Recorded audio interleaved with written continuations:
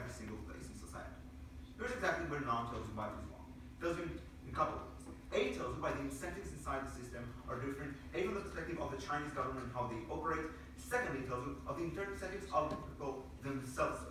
Here are the answers that we get from that, from CO.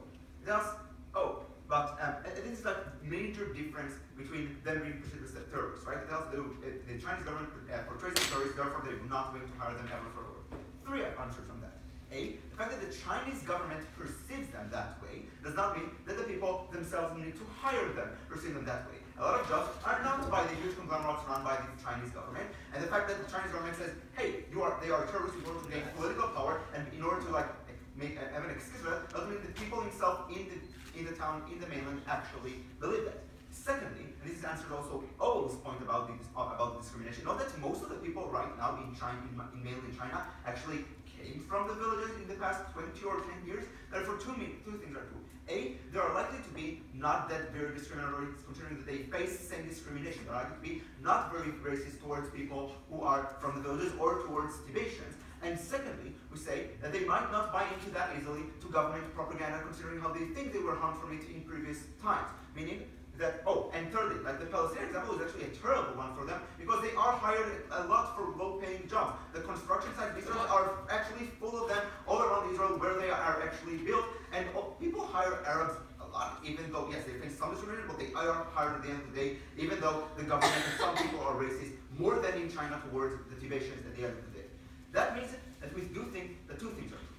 A, that they are likely to be assimilate and have a better life. Are likely to be, and this needs to be like comparative, we're going to touch in a second, are likely to face less discrimination than when they are in a big group or in a group where it is much easier to deprive them from economical benefits, because not building a railroad to a certain place where they are all at is much harder than singling a single person inside a neighborhood, etc.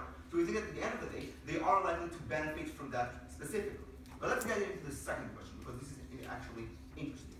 Because we get from O regarding the political power that China is getting more liberal because Hong Kong and international pressure, and because groups can actually become together. Which is simply factually untrue. China is not becoming more liberal. It becomes more capitalist in some respects because it thinks it's better for them because they're a pragmatic state, and that's why they do it. However, at no point they become more liberal or less aggressive or less oppressive to the people inside China throughout history. Is completely false historically. Second, saying Hong Kong is not an analysis, specifically when Ovadia tells us and Manolo tells us already, but China is not a democracy, we don't understand why small protests of monks burning themselves are actually likely to make a change in why China actually cares about it that much. I mean, look at things like the South China Sea regarding international pressure. Things that are more than having stickers of Free Tibet have failed countless of times. Even trivial decisions are now disputed by China. They don't care about international pressure. Meaning that at the end of the day, it is unlikely to see, from our analysis, that we're actually going to see a political change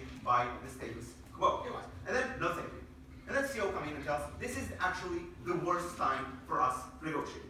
Two things on that. A, know that the analysis that now brings to you and how changes work and the answer we get from them is not susceptible to that analysis, right? Because when we know that changes comes from the inside, from the bottom, from the people themselves, and from low-branch government workers, then it is likely that even if negotiations are bad, it's still going to be beneficial. In that way, it needs to be weighed against. Secondly, it is not comparative to the status quo. Religion is already bad, when they are already facing mass discrimination. We don't think that the delta of bad negotiations, even if we accept Ayala's analysis, is that great. But what do we tell you on that specifically? We give you the following.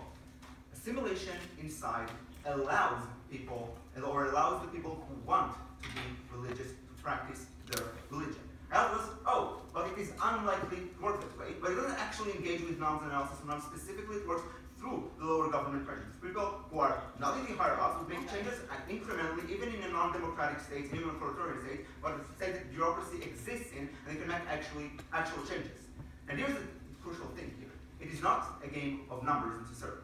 Under the status quo, in which you cannot practice the religion, and you are, because of monetary issues and because of because of the fact that you are actually oppressed, even if you have less people practicing the religion, the ability to preserve the culture and the religion becomes greater as a whole. Because the people who are most important to preserving it, the people who are most believing in it, are the people who would be able, specifically under norms analysis, to actually practice it. So at the end of the day, we're going to see more vulnerability. We're not going to see less. We say political pressure doesn't work, and the group pressure doesn't actually change anything. We're going to see more ability to preserve the culture and the religion. Before that, So according to your case, those who want to assimilate can do this in the status quo as it is, but mass assimilation strips the dimensions of any political power because there's fewer of them, so there aren't enough people to make it impossible to demand anything from anyone, both from external or from internal pressures.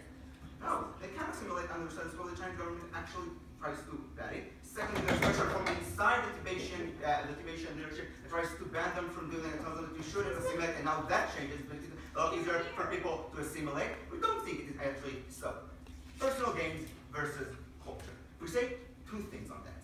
A, that if you buy our case, that you actually are more likely to preserve culture, even if some people benefit from it, even if all of them are Buddhists, if we accept the fact that they care about preserving the religion more, then even though they might sin under gaining personally, then it is still better at the end of the day. But secondly, more importantly, they're not all that Buddhist. The norm already tells you, even if I subscribe to an extent to my culture of being Buddhist and that suffering might be good in some cases, out of order like years ago, then we say that we do allow the people who don't want to be Christian, the people who want to opt out now, to actually live a better life, to actually not be Christian, to something that did not exist earlier. Because we provide a better life, because political pressure isn't likely to change, because we allow more actually religious and cultural preservation, please propose.